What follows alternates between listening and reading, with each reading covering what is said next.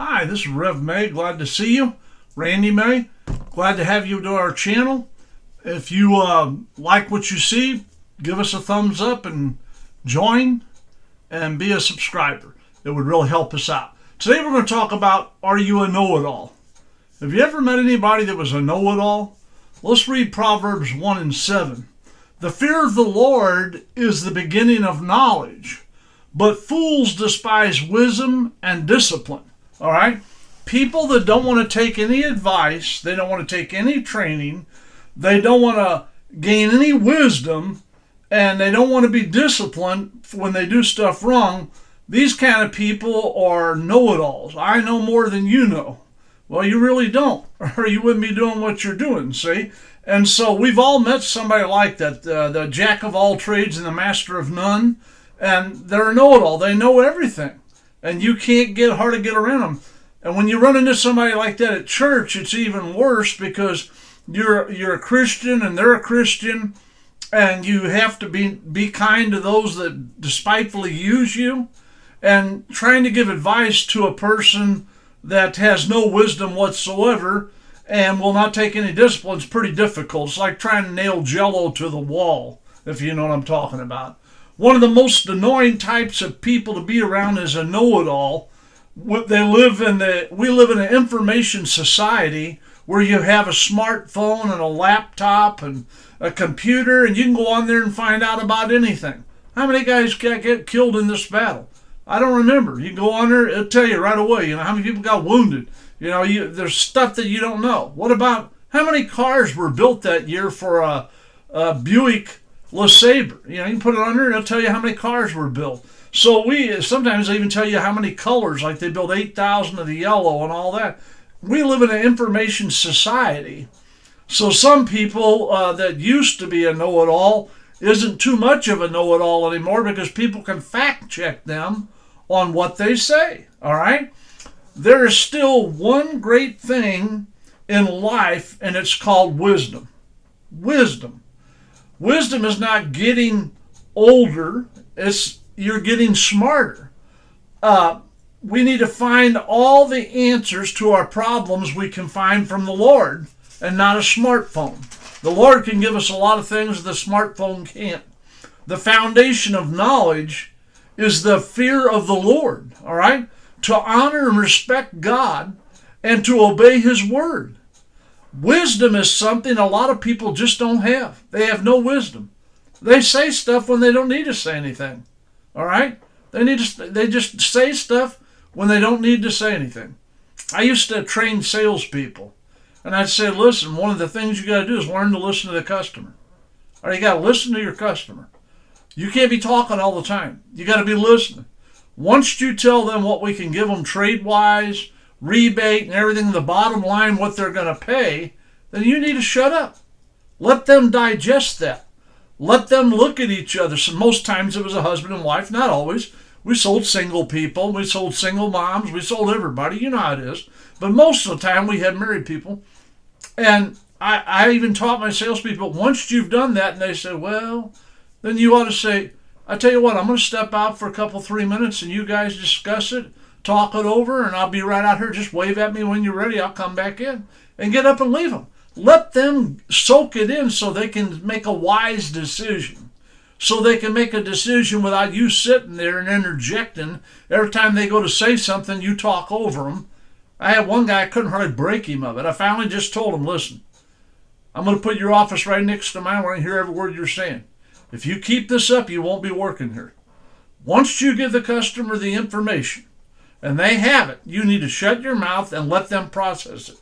If it looks like that we had a lot of people that said, oh, I think that's fair, we'll go ahead and do it. Well, that's wonderful. Then you don't have to go any further. You just pull the buyer's order out and get them to sign it and take them to the finance office, all right? But if they say, well, we're not sure, we want to say, well, you guys talk it over. Soak it in, give them time to gain wisdom about the deal and what they want to do, and go out.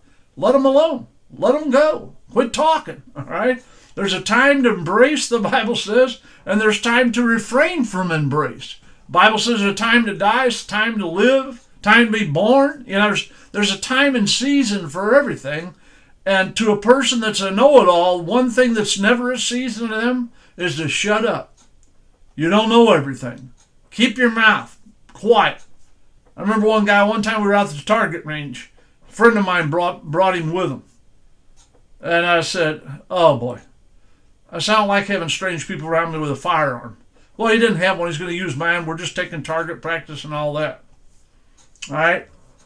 My brother-in-law had a high-powered rifle. And this guy just kept begging him to shoot it. And my brother-in-law said, well, you just hold it like this and you aim down and blah, blah, blah, and do this.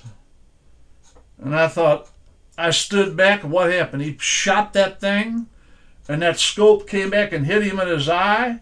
He bucked real quick. The gun hit him upside his head. He had a hexagon barrel, steel barrel, 30-30, with a scope on it, and he got popped in the face. Why? Because he didn't have any wisdom. Neither did my brother-in-law. And I tried to tell you guys 2 or 3 times. You wouldn't listen. I tried to say something. We know what we're doing. I'm showing him. Yeah, you showed him good. Almost poked his eye out. Why? Because you don't have any wisdom.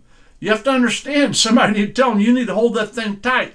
It's going to kick up. And when it kicks up, if you aren't holding tight, but no, he never got that information. James 1:5 says, if any of you lack wisdom, you should ask God, who gives generously to all without finding fault, and it will be given to you. The Bible says if you lack wisdom, ask God for it. If you don't have wisdom, ask God for it, all right? I found out you can learn a lot by just being quiet. Let people talk. Example, you give them enough rope, they hang themselves, all right? I will let people talk, and people do that a lot. They talk when they should be quiet, all right? When a policeman comes up to your window and says, I need your driver's license, proof of insurance, and registration, all right? That's all you give him. Just stick it out the window and give it to him. And he says, where are you going? Where have you been? It's wisdom. All right? They're fishing. All right? This traffic stop, I don't have to tell you that. I have to tell you where I'm going, where I've been. I have to give you my driver's license, my proof of insurance, and my registration. I accomplished that. All right? I don't have to answer questions. All right? And so I had a policeman one time years ago. He goes, you hit the line 2 or 3 times. And I was soaking wet with sweat. And it was wintertime. It was February. I don't remember exactly how cold it was, but it was single digit. It was at 7 or 9 degrees or something like that. I had my window open about that far, and I was soaking wet with sweat. State trooper. He said, I pulled you over because you hit the center line 3 or 4 times. I said, I'm sick. I'm trying to get to the next exit so I can pull over. I'm really sick. He goes, well, what's wrong with you? And I explained to him that I had major stomach surgery and that I take 3 kinds of medicine for it. And I took my meds. I did, but I'm just so sick to my stomach and my heart's racing real bad and I'm broke out in sweat. He never said, can I call an ambulance? But he did do this. He said, I tell you what, let me have your information. I had it ready for him. I said, it's a dealer of a car. I'm the manager. Here's my business card. I'm a manager there. Here's the insurance on the car. And here's my driver's license. So he came back up and he goes, you're clean. I said, yeah. And he said, I want you to get out of the car. I said, why? I said, I told you I'm sick. He said, I want you to get out of the car. And I said, okay. So I got out of the car. Come to the back. He goes, I'd like to run a few tests on you. This ain't going to happen. He said, what? I said, I'm sick. I was laying up against the car and I was still sweating. I was so sick to my stomach and my heart was racing. And I said, I don't have time for this. I'm not going to do this. I'm not drunk. You got a business card. I'm a manager at a new car store. All right, this is my company car. I got the insurance. You checked my driver's license. I got a clean record. There's nothing there. There's nothing here. I'm coming back from auto auction. I was wearing a tag on my shirt that they give you when you sign in. It gives you a number. That's your bid number for the day. Tells the auction and what time you checked in. It's on my shirt. I was at work all day. I wasn't drinking alcohol. And I told him I don't drink. He goes, well, I'd like you to do a few tests. I said, I'm not doing it. I'm sorry. I ain't got time for this. I'm going to see my doctor when I get back to town. He said, well, if you're not going to work with me, he said, I want to look inside your car and you got a briefcase in there. I said, you can't do that either. Get your warrant. I got a Fourth Amendment right. You can't search my car. I said, look, I got no beef with you. I'm not trying to start a beef. I'm not trying to be hard, but I'm sick. And I was sweating and he could see it. And he could tell I was in bad shape. He even told me, your color doesn't look good. And I know what he thought, but it didn't matter what he thought. He pulled me over because I crossed the line 3 or 4 times, the white line. All right? That was the thing I did wrong. Nothing else wrong. I said, no, you get a warrant. You can search the car and that briefcase all you want. Without it, you're not getting it. You're not getting in the car. I'm not submitting any search of my body either. And so he goes, all right, well, I'll follow you up at the next exit. And pulling that lot over there where the theater's at and all that. So I drove over and got in there. He said, well, I'll come by. Why don't you lay down and relax? I'll come by about an hour and check on you. I said, okay, thank you so much, officer. I really appreciate it. He came by in an hour and I was asleep. Sure enough, he hit on the window. I woke up. He goes, you're still sweating real bad. I said, I feel horrible. He goes, well, sure, go to the doctor's. You're 18 miles from home. Go to the doctor when you hit town. I said, I will. And I left, all right? I used wisdom, all right? You need to use wisdom. Doesn't mean he's bad. Doesn't mean he's right. I'm right. Whatever. But you have to use wisdom when you're dealing with everyday things. And the Bible says if you lack wisdom, ask for it, all right? And sometimes the best thing you can do is say nothing, all right? Just say nothing. And so some people just don't catch it. In verse 6 it says, but he must ask in faith without doubting. If you're going to ask God to give you wisdom, then you need to believe that he'll do it. If you don't believe that God will do it, then you're not going to get any wisdom. For the one who doubts is like a surf of the sea, driven and tossed by the wind. You're like a wave coming in, and it hits, then it's gone. All right? You need to realize you need wisdom, and there's a time to talk, there's a time not to talk. And, you know, people that lack wisdom, they brag a lot. They tend to blow things out of proportion because they don't have any wisdom. They don't think right. They don't listen right. Wisdom is available to everyone. The only thing needed to become smart and is to be humble and recognize that my wisdom comes from God and be humble. Some people can't be humble. They're braggadocious. You know, you see guys like that on TV. I ran into a lot watching when I was a kid, played on baseball teams, softball teams, basketball teams, and some guys would shoot their mouth off before the game, big talkers. You get in the game and play, and they wasn't worth a darn. All right? Everything they said they wasn't. Everything got exposed during the game, all right? So you need to realize that you need to have wisdom, and where you get it from God, but you have to be humble, have humility, and ask God to give you wisdom. A person who does not play an instrument, all right? I've had this happen before working in church all my life. Somebody comes up when you're having praise and worship practice, and they're giving you advice on what you should do on the song, how you should sing it, what way you should go here, what way you go there, and all that. That happened to me one time, and there was like, I don't know, 8 or 10 people on the praise team. We had like 5 instruments or maybe 6. I don't remember. Something like that. Anyway, maybe it was 12 people somewhere, but it wasn't no 3 or 4. It was quite a few of us. And this guy comes up and he starts telling us everything what we should do. So I asked him, I said, have you ever played in a band? Well, no. I said, you ever sang in a band? No. You ever sang in a lead at church? What do you mean? Have you ever led out on a song and sang lead for a praise and worship group or whatever? Well, no. I said, you ever been paid money to play an instrument or sing? No. You ever been in a recording studio? No. I said, do you know how to read music? No, I don't know that either. I said, do you know how to just look at the music and tell what key it is and what time? What do you mean time? Like 3/4, 4/4, 6/8? He had no idea. He didn't have a clue what I was saying. And I said, you're talking to people here. Some of us have 20 years. Some have 30 years, 40 years experience. Everybody sitting here, most of my guys I'm playing with, they all have been paid money to play in recording studios for people. They've made money in a band playing for a wedding and all this. And you come up and want to give us all advice on how we should play, how we should sing, how we should do, and you don't know what key the song's in. You don't know what pace the song is, whether it's 4/4, 6/4. I'm at 3/4, 6/8 time. You don't even know that. You've never played an instrument. You've never been a lead singer. You've never even been in a choir. All right. Have you played in a band at school? No.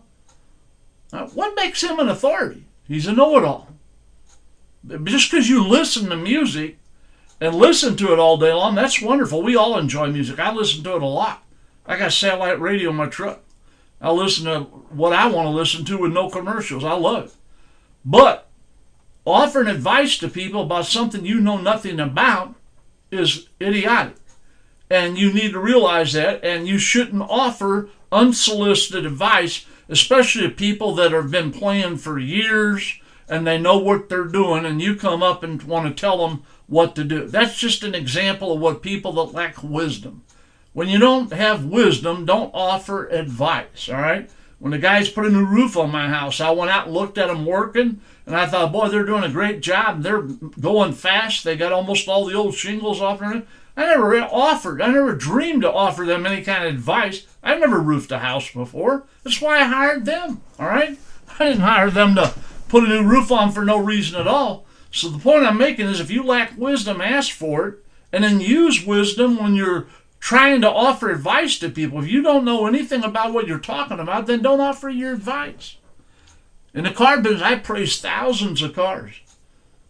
Probably low end 12 or 15,000, high end maybe 20, 25,000 cars I praised in my career, maybe more, but that for sure. All right? I could appraise a car, I could tell you, oh, that's a lifter. Oh, that is a rod knocking down at the bottom. Oh, got a problem at the front. The tire's wearing off pretty much compared to the other one. Not only that, I got noise in the front end, so either got a wheel bearing bad, we got a tie rod bad. I had general information. I knew when something was wrong with a car. And most time I knew what was wrong with it. And I had a general idea because I read shop tickets all the time in my spare time of what it costs to do these things, all right? So I could appraise a car. Not once did I ever think of going back in the shop and offering advice to the mechanics on how to fix stuff when I had never turned a wrench in my life, and I was not a mechanic. All right, I could tell you about what was wrong with your car. I could appraise your car. I went to auctions all the time, read auction reports. I knew what stuff was selling for, what it was actually worth. In a car business, they call it ACV, actual cash value. All right, and so I could do that, but I couldn't work on a car. I couldn't do body work on a car. I'm not a body man. I can't fix a wrecked car. So I never offered anybody advice on that because I knew nothing about it. Why? Use wisdom, or as they say in this day and age, stay in your lane, all right? Stay in what you know. You should use wisdom when needed, but stay in your own lane and don't get in other people's lane when you don't know anything. Admit you don't know anything, all right?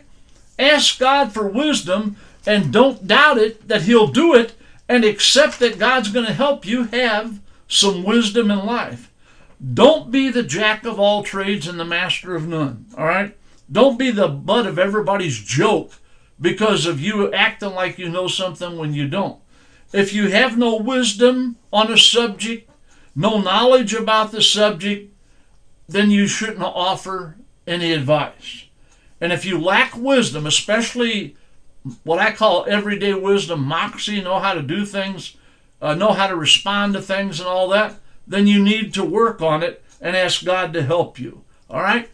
I want to thank you for your time. This time till next time, down on the screen on, I believe it's the right side, there's a little picture of me, unfortunately. If you hit on that, you can subscribe to the channel, and there's a video on the other side if you want to watch another one. That one will play, and it'd be really nice if you did. It helps me promote the videos and get them out. I want to thank you for your time. This time till next time, old Rev May signing off. You have a wonderful day, and God bless you.